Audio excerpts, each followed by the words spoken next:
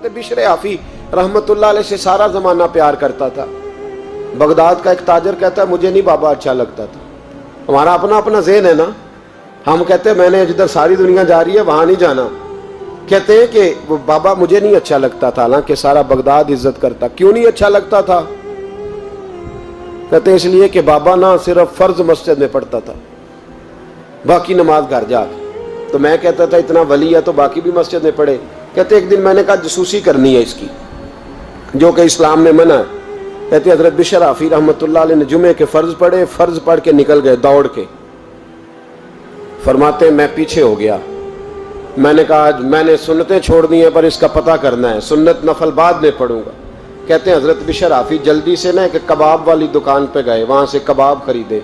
اور میں نے کہا بوڑھے کی عمر دیکھو اور اس کے ذائقے دیکھو, اس عمر میں بھی کباب کھائے گا. اوئے ہوئے, مولوی کو روٹی نے ستایا تھا اس لیے سنت اور نفل چھوڑ آیا ہے.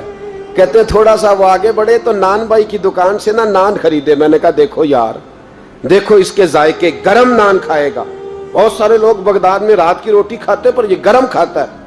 کہتے ہیں حضرت وہ نان اور کباب لے کے نا جنگل کی طرف مڑے تو میرے دل میں خیال آیا یار بڑا ہی اس آدمی کا عجیب ذہن ہے, یہ اب سبزے پہ بیٹھ کے یہاں موج کرے گا, کھائے پیے گا, اور سنت نفل چھوڑ دی. اللہ ہزاروں مرید ہیں. کہتے ہیں حضرت جنگل میں داخل ہوئے, تھوڑا سا سفر کیا تو کچی آبادی آ گئی. کچی آبادی, ایک کچے مکان کی ٹوٹا ہوا دروازہ, باہر سے کنڈی لگی. بغداد کے ننگے پاؤں چلنے والے ہزاروں مریدوں کے اس پیر نے کنڈی کھولی, اندر گئے. ایک فالج زدہ بابا جی بیٹھے. کہتے حضرت بشر آفی نے اپنی پگڑی کھولی اور اس آدمی کے منہ سے پانی نکل رہا تھا, رال ٹپک رہی تھی. کہتے پہلے اپنی پگڑی سے منہ صاف کیا, پھر پیالے سے پانی ڈال کے منہ دھویا, پھر حضرت اس کے ٹانگوں پہ کپڑا ڈال کے روٹی کا لقمہ توڑ کے اس کے منہ میں ڈال کے کہنے لگے بابا ناراض نہ ہونا, جمعے والے دن مجھے دیر ہو جاتی ہے, ابھی تو میں نے سنت اور نفل بھی پڑھنے ہیں, ناراض نہ ہونا مجھے دیر ہو جاتی ہے. کہتے ہیں وہ بابا رو پڑا اور کہنے لگا بشر یار 14 سال ہو گئے تو روز آتا ہے. 14 سال, یہ 1 صدی کا قصہ ہے, 2-4 برس کی بات نہیں. 14 سال سے تو روز آتا ہے. میں پتہ نہیں کب تک لاش بنے پڑا رہوں گا, تو کب تک آئے گا؟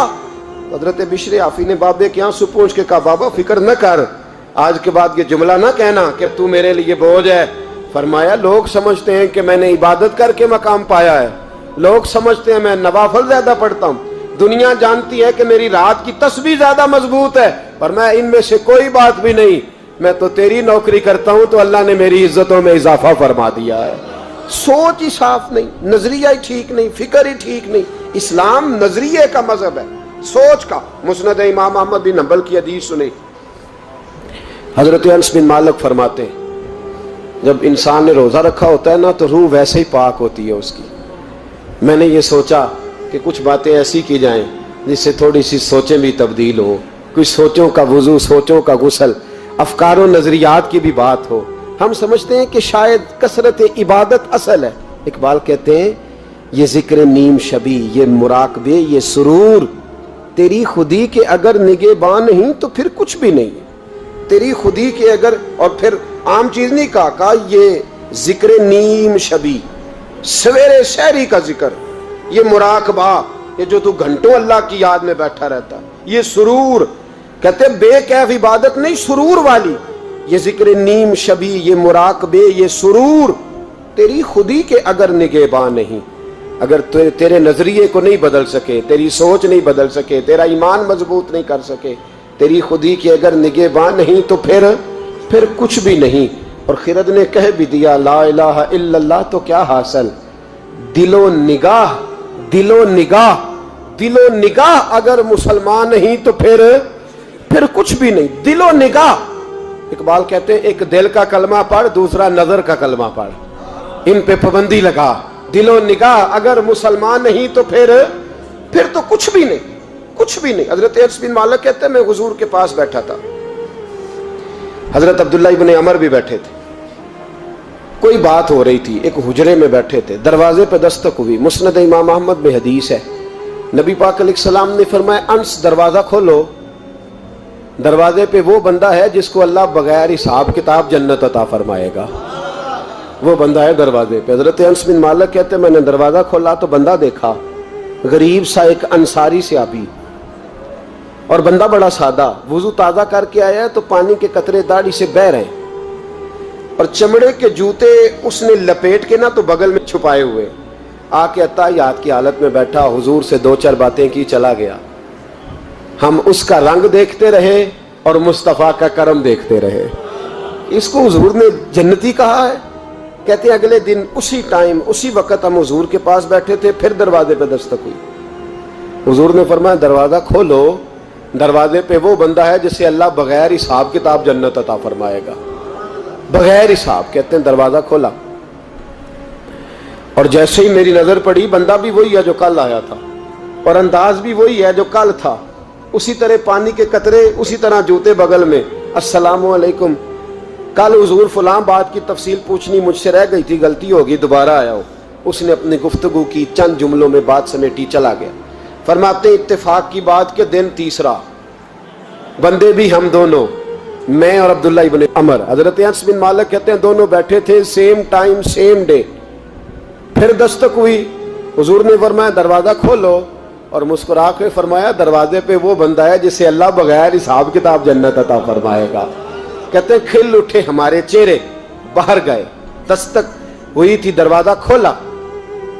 فرماتے مجھے یقین تھا وہی ہوگا جو 2 دن پہلے آیا تھا، اور میرے یقین کے مطابق ہی کام ہوا، وہی بندہ تھا جو کل بھی تھا، جو پرسوں بھی تھا، حالت اور کیفیت اور انداز بھی وہی تھا۔ پانی کے قطرے بہ رہے ہیں، اور اس شخص نے جوتے بغل میں دبائے ہوئے خدمت میں حاضر ہوا، بیٹھ گیا، بات چیت کی، چلا گیا۔ حضرت انس بن مالک کہتے ہیں تھوڑی دیر ہوئی تو حضور بھی تشریف لے گئے۔ حضرت عبداللہ ابن عمر مجھے کہنے لگے یار ویسے کتنے اس کے نصیب ہیں، کتنے نصیب ہیں، کوئی آیا لے کے چلا گیا، کوئی آیا لے کے چلا گیا، کوئی عمر بھر بھی نہ پا سکا، میرے مولا تجھ سے گلہ نہیں، یہ تو اپنا اپنا نصیب ہے، یہ تو اپنا اپنا، اور نہ کسی کے حال پہ طنز کر، نہ کسی کے غم کا مذاق اڑا، وہ جسے چاہیں جیسے نواز دیں، یہ مزاج لطف رسول ہے صلی اللہ تعالی علیہ وسلم۔ کہتے ہیں ہم لوگ گفتگو کرنے لگے، عبداللہ ابن عمر مجھ سے کہنے لگے یار ویسے پتہ کرنا چاہیے یہ کون سا عمل کرتا ہے، پتہ کرنا، جیسے ہم نہیں پتہ کرتے کہ یہ بندہ بڑا چمک گیا، پتہ کرو کون سا کاروبار کرتا ہے، ذرا اس کی جاسوسی تو کرو۔ اور بندے بھی بڑے سمجھدار ہیں، وہ سائیڈ بزنس نہیں بتاتے، وہ کہتے ہیں وہ جو میرا علیحدہ ہے وہ نہیں بتانا، کہیں یہ نہ شروع کر لے۔ حالانکہ انسان کے پاس جو خوبی، جو اللہ نے اسے دولت دینی ہوتی ہے، وہ اپنا اپنا نصیب ہوتا ہے، وہ گھر میں بیٹھے بھی اللہ عطا کر دیتے۔ وہ کہتے ہیں کہ پتہ کرو کیا عمل کرتا ہے، تو حضرت عبداللہ ابن عمر کہتے ہیں میں اس کے پیچھے ہو گیا، اس سے سلام لی، تو میں نے کہا مجھے 2-3 دن کے لیے مہمان بنا لو گے، مان نہ مان میں تیرا مہمان، 2-3 دن کے لیے مہمان بنا لو گے؟ تو کہتے ہیں مجھ سے کہنے لگا کوئی گھر میں جھگڑا ہو گیا، کیونکہ پڑوس میں تو تمہارا، قریب ہی تو تمہارا گھر ہے، میرے مہمان بننے کو جھگڑا ہے؟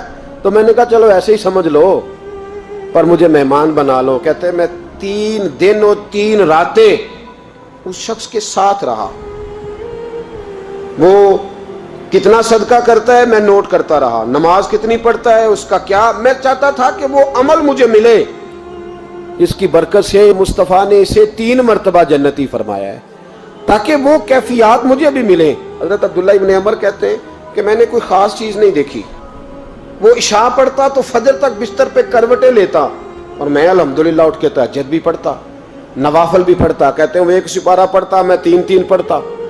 فرماتے اس نے 3 دنوں میں کھجور بھی صدقہ نہیں دی، کہ کھجور بھی، اور میں نے بڑے بڑے غریبوں کی مدد کی۔ میں کہنے لگا کہ عمل تو میرا زیادہ ہے اس سے، پھر خوبی کیا ہے؟ خاص توجہ کرنا، اسلام اور دین کا جو فکری اساس، جو فکری اساس ہمیں صحابہ نے دی۔ حضرت عبداللہ ابن عمر کہتے ہیں میں نے تیسرے دن اسے کہا بھائی اللہ تیرا بھلا کرے، تو نے بڑی خدمت کی، میں نے جانا ہے میرا کوئی جھگڑا نہیں ہوا تھا، میں تو بس تیرا عمل دیکھنے آیا تھا کہ تو عمل کیا کرتا ہے۔ تو وہ صحابی کہتے ہیں مجھے کہنے لگے یار تو میرا عمل دیکھنے آیا تھا، مجھے بتا تو صحیح کیا نے، اور کیوں دیکھنے آیا میرا عمل، تجھے کیا ضرورت پڑی میری جاسوسی کی؟ تو کہتے ہیں مجھ سے جب اس نے سوال کیا تو میں نے اس کو کہا بھائی تو 3 دن آیا نا ہم بیٹھے ہوئے تھے؟ کہا ہاں میں آتا رہا ہوں۔ کہا 3 دن نبی پاک نے فرمایا اللہ تجھے بغیر حساب کتاب جنت عطا فرمائے گا۔ تو میں چاہتا تھا کہ میں ذرا جاسوسی کروں، ذرا دیکھوں، کھوج لگاؤں کون سا ایسا عمل ہے، آپ بھی ذرا دھیان دیجئے گا، کون سا ایسا عمل ہے، حالانکہ تو عشاء پڑھتا ہے اور اٹھ کے فجر پڑھتا ہے، میں تہجد بھی پڑھتا ہوں، تیرا سپارہ 1 ہے میرے 3 ہے، کون سا ایسا عمل ہے جس کے سبب تجھے جنت ملے گی؟ کہتے ہیں وہ صحابی کہنے لگے یار کوئی ایسا عمل نہیں، کوئی شے نہیں، میں اس قابل ہی نہیں، من نانم کے من دانم، جو میں ہوں مجھے پتا ہے۔ کہا پھر کوئی بات تو ہوگی، تیری مہربانی بتا دے، میں نے 3 دن 3 راتیں محنت کی ہیں، بتا دے۔ کہتے وہ کہنے لگے اگر تجھے بتاؤں نا تو پھر سن، میں جب رات کو سوتا ہوں تو اپنے دل پہ نظر ڈالتا ہوں، اور سویرے جب اٹھتا ہوں تو پھر اپنے دل پہ نظر ڈالتا ہوں، موبائل پہ نہیں، کنجی پہ نہیں کہ چابیاں کدھر ہیں، بٹوے پہ نہیں، میں رات کو سوتے ہوئے بھی اپنے دل پہ نظر ڈالتا ہوں، سویرے اٹھتے ہوئے بھی میں سب سے پہلے اپنے دل پہ نظر ڈالتا ہوں۔ فرماتے ہیں الحمدللہ میرے دل میں کسی کا حسد نہیں ہے، کسی کے بارے میں کوئی کینہ نہیں ہے، کوئی کسی کے بارے میں میل نہیں، میں اللہ کے ہر بندے کے بارے میں سوچ، نظریہ، فکر اچھی رکھتا ہوں۔ اور فرمایا میں تیرے بارے میں بھی عبداللہ یہی سوچتا ہوں کہ تو مجھ سے زیادہ نیک ہے۔ الحمدللہ اس وقت بھی میرا ذہن یہ ہے کہ انس بن مالک مجھ سے زیادہ پرہیزگار ہے، اس وقت بھی میری سوچ یہ ہے کہ محبوب کے سب صحابہ میں سب سے کمزور میں ہی ہوں۔ نابد عبداللہ ابن عمر کہتے ہیں میں نے اس کا ہاتھ چوما، میں نے کہا سمجھ آ گئی ہے، تیرا نظریہ، تیری سوچ پکی اور سچی مسلمان ہے، تو دل اور روح کا مسلمان ہے، تو نظر اور روح کا مسلمان ہے۔ یہ سبب ہے کہ اللہ کے رسول نے زمین پر چلتے ہوئے بھی تجھے 3 دفعہ جنت کی بشارت عطا فرمائی۔